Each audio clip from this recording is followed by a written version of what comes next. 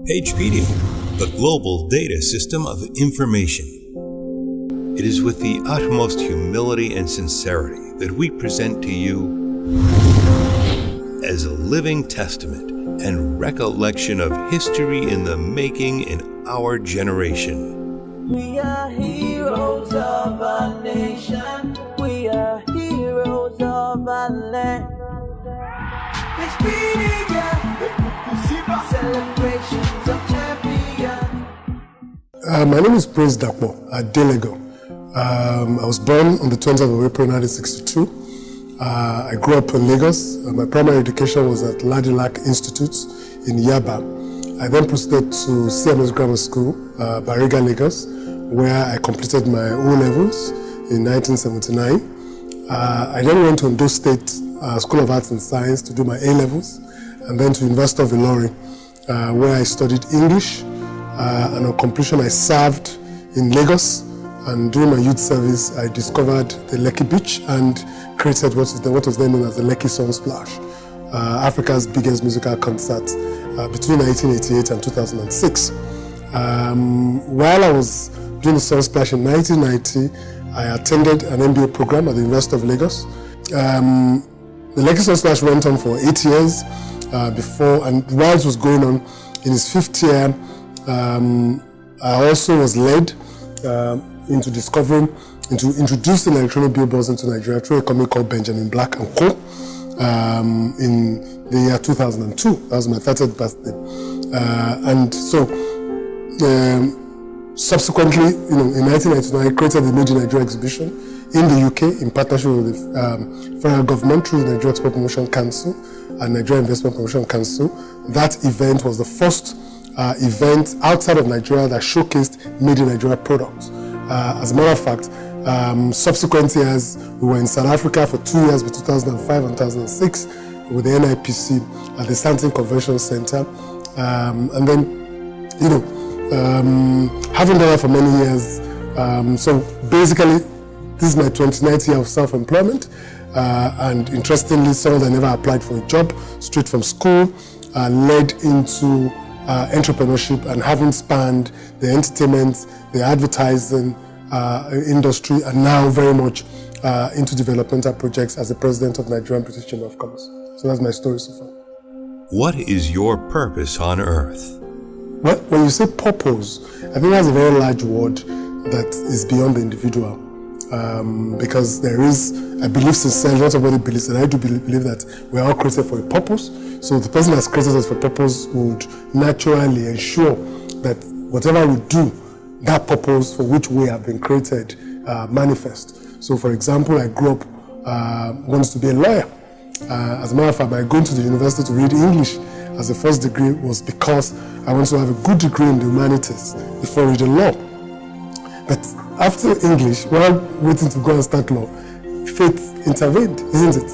And I became a music promoter. And I couldn't extricate myself from business because it became bigger than myself. After 1980, the Lagos State government did an expressway into my Lekki Beach. They gave me lease. They gave me 1,000 square meters of land with 99 years COO an hectare. So it was difficult for me to abandon all that. And don't forget that the industry itself, the music industry, was magnificently impacted by the Lekki Sunsplash to the extent that to leave it and go and read law would have been irresponsible. And I thank God I didn't, because I did it for 6 years, and indeed it helped to showcase some of the best musical artists we have today in the country. It was a talent competition and a huge platform for exposing both mature and upcoming artists. And the impact of the Lekki Sunsplash, 29 years after I started, is still being felt across the country, to the extent that there is a strong desire for us on its 30th anniversary in 2018 to restart again, the concert as an annual event that will be a major musical activity in the calendar of Lagos. And so also the other movement into outdoor, it was also accidental. It was not planned. I did with advertising in school, but to the extent that one was also permitted, by fate and destiny, to introduce electronic billboards and to change the face of outdoor advertising. So you can see that monumental innovation does not come out of your own desire if they come at all, it must be because it was a destiny thing, and your ways, your original plan will be truncated, and you'll be diverted along those lines to ensure that you are the one that does that. So I feel very honored and very grateful to God for the opportunity that's been given in the last 29, 30 years to have impacted on the entertainment industry at a very early age, to have impacted on advertising industry at a very age, and now also impacting, on a larger platform of the entire economy of Nigeria and Britain as the president of Nigerian-British Chamber of Commerce. So purpose for me is that destiny that has been, assigned individuals, and if they're lucky, to be opportune to experience, the realization of that destiny, that translates to purpose. How did you get to this height? Well, it's difficult to say how one wants to be remembered because, like I said, we are not in total control of the circumstances of our lives. You're not. So we may say, I want to be remembered as this and that, and destiny changes the course. So I think it will be humble to say that since God has started very well with one, at the early stage, to have been, impacting on one's generation. So the prayer will just be that God give me long life to ensure that every other thing is remaining in the destiny that you have granted for me, I'm able to accomplish. And let the world judge when I'm gone, whether I've impacted purposefully or not. How do you want to be remembered? What would be your legacy? Well, beyond God, I think 2 or 3 elements are essential and critical in determining how far you go in life. One, your background. The second is your own, determination, to make a difference in your generation. And then third, the opportunities that society, provides you. So on those 3 platforms, I can speak to first the background. I lost my father when I was 11, and even before I lost him, at the age of 2, my parents traveled abroad and left my grandmother in Lagos, and with the promise of sending for me. I don't know whether they didn't send or my grandmother did not release me, but for 10 years, I didn't leave, I was there with her. And when you grew up with a grandmother, particularly from the Yoruba culture, as they say, Omo Agba, you begin to develop wisdom at a very early stage. You are more tempered, discipline is, grandmothers don't take nonsense, even though they pamper you, but they insist, even more than your parents can do, that you live according to some, some purpose, and some norms.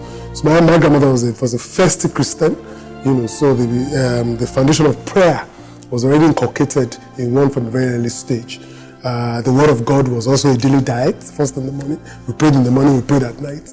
So all those background may have helped, to sort of build a foundation, that is useful in the future. And the schools I went to, St. Grammar School, for example, was a Christian school headed by a principal till today. And you had your boarding house, you had chapel in the morning, you had chapel in the evening, even though you were all boys, as boys are, but that element of Christian discipline was the foundation I grew up in, and that has been the most important element, the superstructure upon which everything I've done has been raised. So the issue of faith in God is there, confidence. Once I want to start, once I pray about it, I just go, because I trust that once I've given it and presented it to God, I will have the wherewithal and the grace. If you don't have that kind of background, you may not take risk. You may be afraid and say, how will I do it? So I don't look at my pocket, before, I don't think of my circumstances before I dream. I just dream and I leave it. I say, God, I need you as a partner in this, and I move on with faith. You remember that Hebrews 11:1 says, faith is the evidence of things we can't see and the confirmation of hopes we're expecting. So when you have that kind of background, you will dream beyond your circumstances. So that has impacted on the things I've done. That is why whatever I've done in any industry is always bigger than my capacity. But because of the faith and the divine assistance that is called upon, I always get help, to make it happen.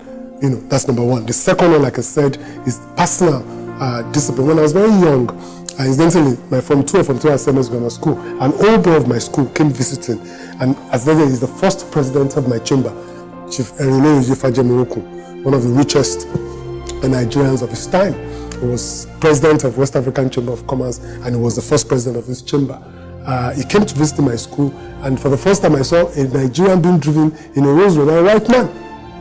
And he spoke about how he went to school and made his money. He didn't have a university degree, but he was a billionaire before he was 40. And I think that's something just switched in my head, all through my school years, I will always be writing the number of companies I will have, without knowing it, that I was actually saying things and then some angel was saying yes to it. So my entrepreneurial life may have come out of my own desire, even as a young person, to have a group of companies, and things like that. And on the day I was being made the 14th president of the chamber, I did invoke his spirit, and the spirit of the second president of the chamber, Chief Adedapo Lawson, another great entrepreneur, who is also an old student of my school, Seven School, that, I would leverage on their spirit, to help me in also making impact as the president of the chamber. So third one, like I said, is also assistance. On my 50th birthday, families wanted me to celebrate. I said, I cannot celebrate because I don't know the venue in Lagos that would contain the number of people that have assisted me in my journey of the last 30 years as entrepreneurs. Nigeria Rewards Diligence, and to people I cannot even mention, too many to mention. Since I was a young person, a lot of help, a lot of open door, a lot of support. And this is a country that when they see the young person with passion and a spirit of enterprise, you get a lot of doors opened for you. So I've been assisted greatly by lots of great Nigerians. I hope that one day I can thank them all, but I would not have gotten to where I am today without those that handheld me, opened doors, assisted, spoke positively. Even till today, that I can call and they make things happen. So those three elements are, for me, the foundation of success in a society like ours. A solid background of faith, of confidence, that helps you to be able to dream beyond your circumstances, your own, aspiration to make a difference in your generation, and the society, which is Nigeria, where if you are good, they call it a Omoluabi. If you're regarded as a Omoluabi, doors will be opened for you. What words of advice do you have for the younger and older generation looking up to you as a source of inspiration? My advice usually to younger people is the fact that you must follow your dream. That's number one.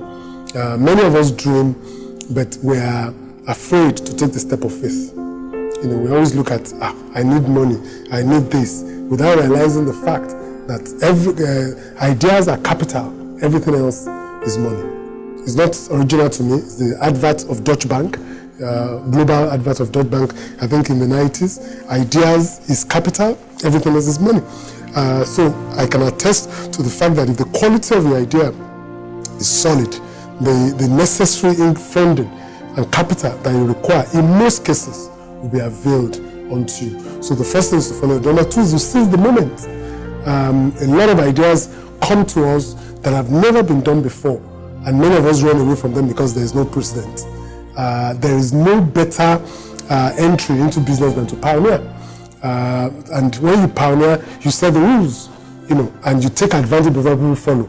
And at least I thank God for the opportunity to have pioneered in at least 3 or 4 areas of the economy. We're the first to do the mega concerts in the country. We're the first to build electronic billboards. We're the first to advertise Nigerian brand in any international airport all over the world. We're the first to move outdoor advertising structures into Nigerian university campuses, which is the youth market, and so on and so forth. We're the first to do mid-Nigeria exhibition anywhere in the world. So one can count 3 or 4 innovations and pioneering efforts in different industries that one has done, and that can only come from seizing the moment. When these ideas come, take the step of it, put them down, begin to talk to people that understand it, learn about it, and before you know it, you have the wherewithal to make it happen. And then finally, my advice is that it's called the concept of deferred gratification. A lot of our youth look for the money in everything they do. Where's the money? If it's not making money, I'm not interested. They don't realize the fact that it is important, money is important, but when you create ideas and you work towards a noble cause, money chases you thereafter. But if money is the objective, and somebody has to say, those who run after money don't get it. It is those who run after solid and enduring ideas, money begins to run after them. So on those 3 grounds, I'll say they should stick with their dreams and follow it with prayers and hard work. They should seize the moment anytime anything comes into our head, because most times when ideas come into our head, somebody greater than us has put it there. And the God that's put an idea in your head has also prepared the wherewithal to make it happen. So if you take the step of faith and follow up the idea, all of a sudden just the doors opening to make it happen. But when you look and say, sorry, I can't do this, it won't work, I don't have the money, I don't know the people, that's it. You have told the owner of ideas, the owner of all the wealth in the world, they're not interested in taking what he has given to you. And then finally, money should not be the end.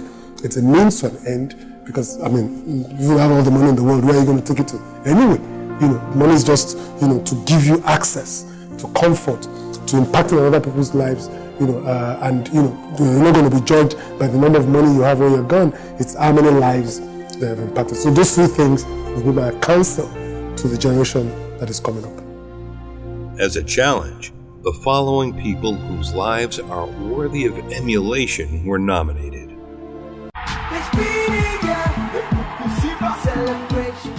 I will not want to mention the names of people I've nominated because I've not spoken to them.